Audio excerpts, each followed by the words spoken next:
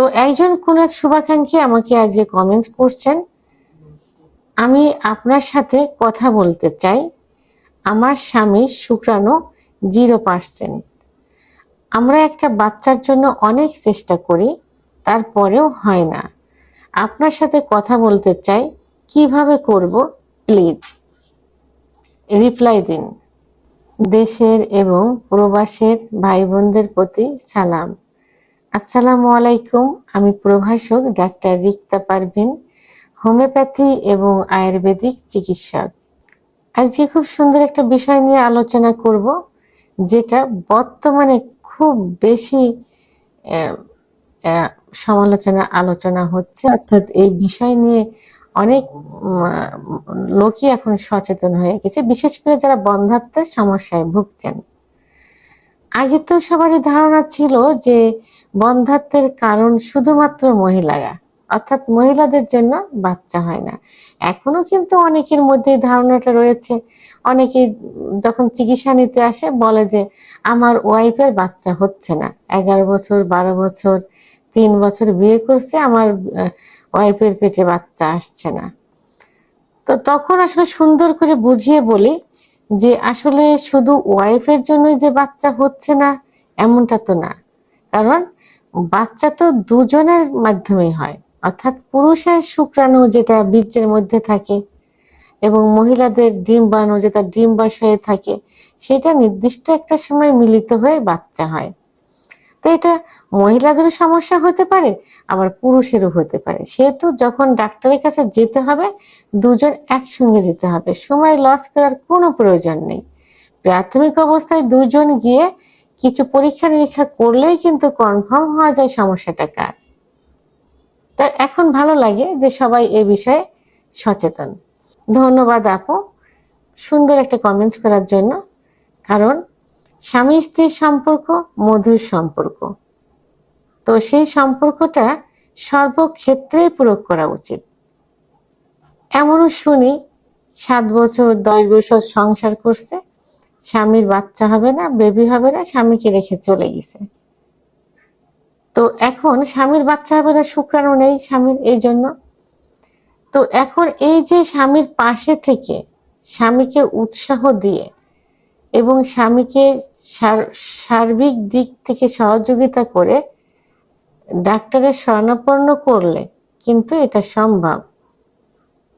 যদি আজ আপনার কারণে বাচ্চা না হতো, আপনার স্বামী যদি আপনাকে ছেড়ে দিত, আপনার কেমন লাগতো? আপনারও তো কষ্ট হতো। কিন্তু অধিকাংশ স্বামীরা কিন্তু কি করে, সর্বোচ্চ স্ত্রী রেখে আর একটা বিয়ে করে। সেটা অনেক স্ত্রী কিন্তু স্বেচ্ছায় কিন্তু স্বামীকে বিয়ে দেয়, এমনটা করে। কিন্তু ছেড়ে যাওয়া কখনো উচিত না।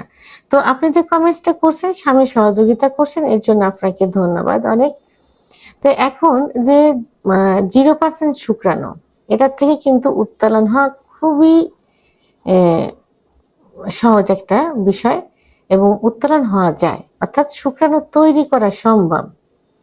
তার জন্য আপনাকে তো অবশ্যই সাহায্য সহযোগিতা করতে হবে, আর বিশেষ করে তার লাইফ স্টাইলটা চেঞ্জ করতে হবে।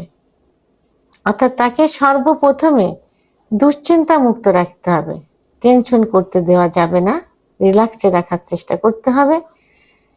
পর্যাপ্ত পরিমাণে ঘুমাতে হবে, ঘুমের সুযোগ করে দিতে হবে, স্বামীকেও ঘুমাতে হবে। পর্যাপ্ত পরিমাণ, পরিমিত পরিমাণ পানি পান করতে হবে। সিজনালি শাক সবজি খেতে হবে, সবজি খেতে হবে, যেটাতে শুক্রাণু বৃদ্ধি পায়, তৈরি হয়, সেই জাতীয় খাবার খেতে হবে। এবং দুধ, ডিম, খেজুর, কাজু বাদাম, মধু, ঘি, কলা, বিশেষ করে কাঁচকলাটা বেশি খাইতে হবে। এটা ওই পাকা যে সবজি কলা, এই কলাতে, কাঁচকলাতে কিন্তু শুক্রাণু বৃদ্ধির জন্য সব থেকে বেশি ভালো কাজ করে থাকে। এই জন্য খাবার দাবারের দিকে খেয়াল রাখতে হবে। এবং একমাত্র হোমিওপ্যাথিক চিকিৎসার মাধ্যমে কিন্তু এই যে শুক্রাণু তৈরি করা সম্ভব। আমার কাছে অনেক পেশেন্ট আসছে, আমি রিভিউ দিয়েছি টিকটকে, ফেসবুক পেজে, ইউটিউব চ্যানেলেও আমি দিয়েছি, যে যারা 0% নিয়ে আসছে, দেখা গেছে যে 10 বছর 12 বছর বিয়ে হয়েছে, বেবি হচ্ছে না শুক্রাণুর জন্য। তো তারা অনেক চিকিৎসা নিয়েছে, দেশের বাইরে অনেক জায়গায় চিকিৎসা নিয়েছে, আমার কাছে আসছে। অবশ্য আল্লাহর অশেষ রহমত, যে কারণে এটা সম্ভব হয়েছে। তো আমি চিকিৎসা দিয়েছি, 2-3 মাস চিকিৎসাতেই কিন্তু শুক্রাণু তৈরি হয়ে গেছে। অনেকে দেখা গেছে যে বাচ্চা একবারে নিয়ে আমার চেম্বারে আসছে, এমনও কিন্তু রয়েছে। সেহেতু আপনি কি করবেন, একজন অভিজ্ঞ সম্পন্ন রেজিস্টারকৃত হোমিওপ্যাথি ডাক্তারের শরণাপন্ন হতে হবে।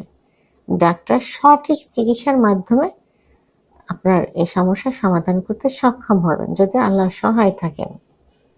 তো এই জন্য আপনি আমার সহযোগিতা চেয়েছেন যে কিভাবে আপনার সঙ্গে যোগাযোগ করব। জি আপু, আমার চেম্বার মাগুরাতে, বৃহত্তর যশোর জেলায় মাগুরা। তো মাগুরা একটা জেলা। তো মাগুরা নতুন পাসপোর্ট অফিসের পাশেই আমার চেম্বার। আপনি যেখান থেকে আসেন, নিজস্ব গাড়িতে আসেন আর বাসে আসেন, বললেই হবে যে মাগুরা নতুন পাসপোর্ট অফিসের সামনে নামিয়ে দিন। পাসপোর্ট অফিস বিশ্ব রোডের সঙ্গে, এখানেই আমার চেম্বার। আর বিশেষ করে ভিডিওর স্ক্রিনে লাস্টে 58 নাম্বার আমার পার্সোনাল নাম্বার এবং হোয়াটসঅ্যাপ নাম্বার।